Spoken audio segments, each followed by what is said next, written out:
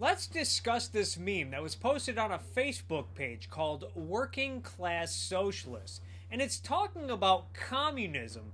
Remember, folks, today's socialists are totally different from yesterday's communists. It says 1990s capitalism.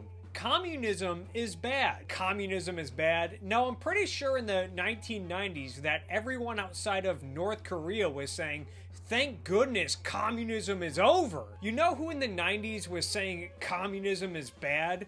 Poland, Hungary, East Germany, Romania, the people in China. And I know that China's still under Communist Party rule, but in the 90s, the Communist Party in China decided to move away from communism a bit. They decided to let the greedy corporations and the greedy capitalists into China to build sweatshops and factories. So the industrialists came to China, built sweatshops and factories, and went up to the people in China and said, hey, who wants to work 16 hours a day at 15 cents an hour? And millions of Chinese people literally said, wow, that sounds pretty shitty, but it sure beats living under communism. Sure, your basic needs are met.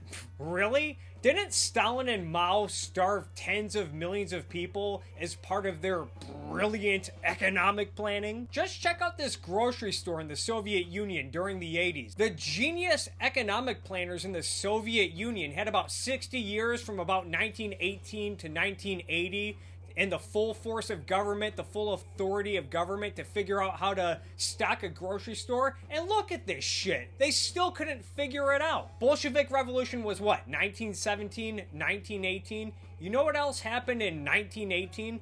A great man by the name of Sam Walton was born. And guess what? Sam Walton figured out how to stock a grocery store before the Soviet fucking Union. And then there was that one ambassador in the 1980s from the Soviet Union who visited Houston, Texas, went to a grocery store and saw how bright and beautiful everything was, saw how much food there was and all the groceries, and he thought, no, this can't be real. This must be propaganda. The United States government must have set up this grocery store just for my visit to fool me into thinking that capitalism is better than communism. So this ambassador drove 2 hours outside of Houston or whatever, and then looked at more grocery stores only to find out, oh wow, yeah, the grocery stores in the United States are just way better than what they are under communism. And then there's that one urban legend, I'm not sure if this is true or not, but it's about grapes of wrath, how the Soviet Union allowed screenings of grapes of wrath to air in Russia because they wanted the Russian people to see how miserable it was to be poor under capitalism. But then they had to withdraw all the screenings of Grapes of Wrath when the Russians, when the Russians under Soviet Union rule found out that even the poorest of Americans still drive nice automobiles and have shoes. Basic needs are met. Get the fuck out of here. You shouldn't force people to share. That's just wrong. Well, yeah, they're absolutely right. It is wrong to force people to share. What are they implying here? That it's okay to force people to share? Force people to give up their money and give up their property? But now we're coming to 2010 capitalism. Here's the gotcha, you dumb capitalists. Are you ready for this? So you have a job, but we notice that you're still broke as fuck and can barely afford your car and apartment.